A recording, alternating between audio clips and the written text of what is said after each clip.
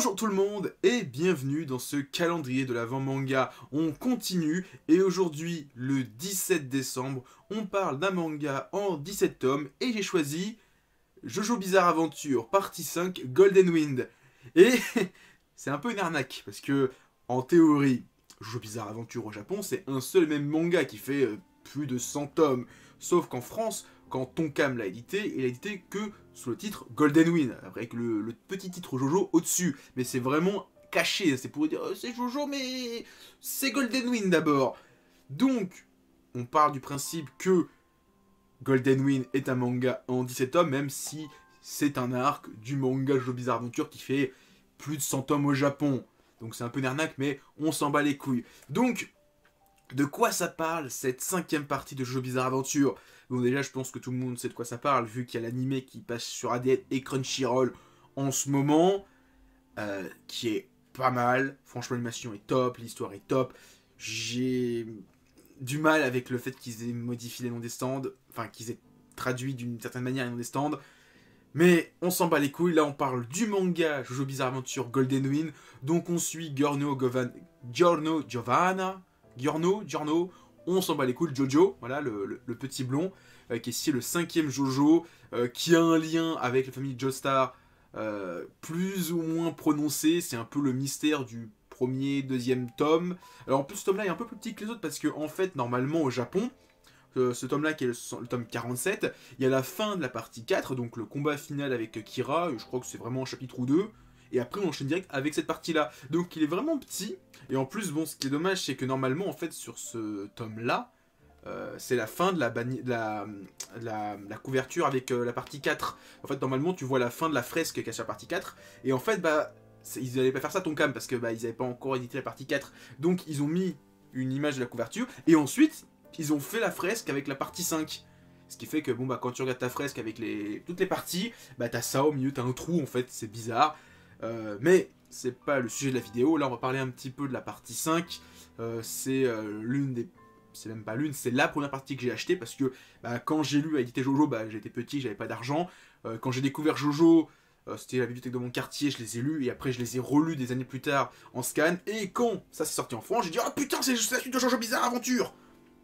Donc, je me suis pris les tomes un par... Enfin, quand j'ai commencé à acheter les tomes, je crois qu'il y avait déjà... C'était déjà quasiment fini. La partie 6 venait peut-être de commencer, parce qu'on était déjà à la moitié de la partie 6. J'ai un doute. Et bah, franchement, c'est une dinguerie. Alors, la première fois que j'ai lu, j'ai dit... Ah ouais, ça choque. Alors, est-ce que c'était le fait que ça faisait longtemps que j'ai pas lu Jojo, mais quand j'ai vu la partie, comme j'ai dit, où tu vois les personnages qui sont assez androgynes, surtout Narancia, qui quand tu le vois, tu dis waouh, garçon ou fille? Franchement, la première fois que j'ai vu, je dis, garçon ou fille, c'est chelou. Dans l'animé, tu les vois, ils ont des abdos, donc tu sais que c'est des mecs. Quand tu vois par rapport à leur carrure, c'est leurs épaules, leur torse, leurs abdos et leurs pectoraux, tu vois que c'est pas des filles. Mais dans le manga, ils sont un peu moins musclés, donc t'as un peu ce doute. Mais la partie 5, Golden Wind, je l'ai dit dans mon animé à chaud, sur Jojo Bizarre Adventure Golden Wind, c'est l'une des meilleures parties de Jojo Bizarre Adventure. Il y a des stands de dingue.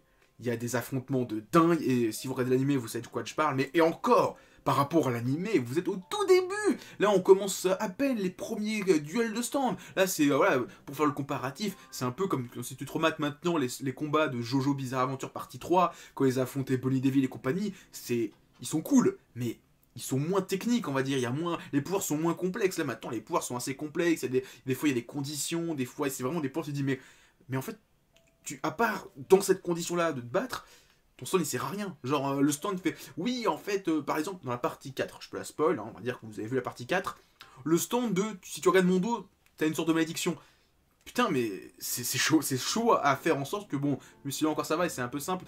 Non, le truc, vraiment le truc chiant, le mec qui fait, tu joues au Jenkenpo là, le pierre papier ciseaux. Mais putain mais c'est tellement du hasard d'activer ton stand, c'est chaud.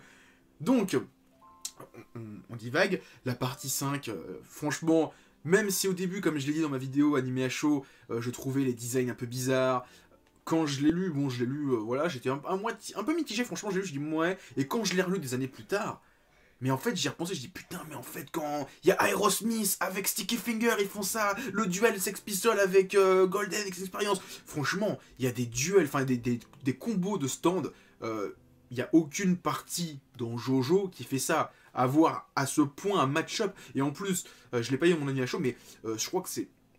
Là, peut-être que je m'avance, mais c'est l'une des parties Jojo où le groupe de personnages, hein, donc Giorno, Pulcherati, Mista, Narancia, Fugo, Abakio et après Trish, c'est un des groupes qui est le mieux développé parce qu'en fait, on va avoir quasiment à chaque fois un petit flashback sur comment ce type-là est rentré dans le gang passionné. Et donc, c'est vraiment cool. La partie 5, c'est à la fois la partie que j'ai le moins aimé lors de ma première lecture et que j'ai le plus adoré ensuite. Donc franchement, si encore une fois vous n'avez pas encore sauté le cas de la partie 5 en me disant ah, allez-y. Franchement, cette partie, c'est de l'or. C'est pour ça qu'en plus ça s'appelle Golden Wind. Parce que c'est de l'or.